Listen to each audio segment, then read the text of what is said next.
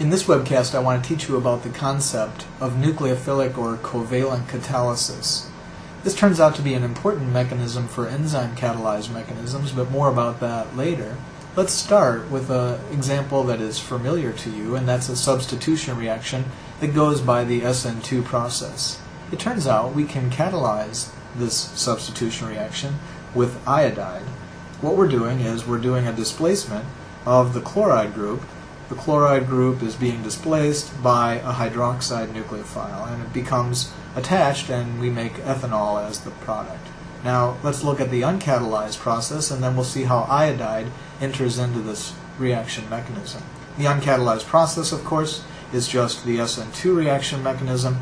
The SN2 reaction mechanism is a one-step process that involves a transition state structure in which bonds are being made and broken simultaneously, so there's no intermediate, just a one barrier, pass over that barrier to get from the reactants to the products.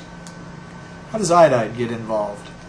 Well, the way that iodide gets involved is that it forms a new intermediate, and that intermediate is taking advantage of the fact that iodide is a better nucleophile than hydroxide, and once we generate that intermediate, iodide is going to serve as a leaving group, and iodide is a better leaving group than is chloride.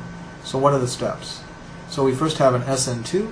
That SN2 generates a new intermediate that has displaced the chloride to make an iodoethane molecule, shown here, and so we have a true intermediate I that's being generated in the process.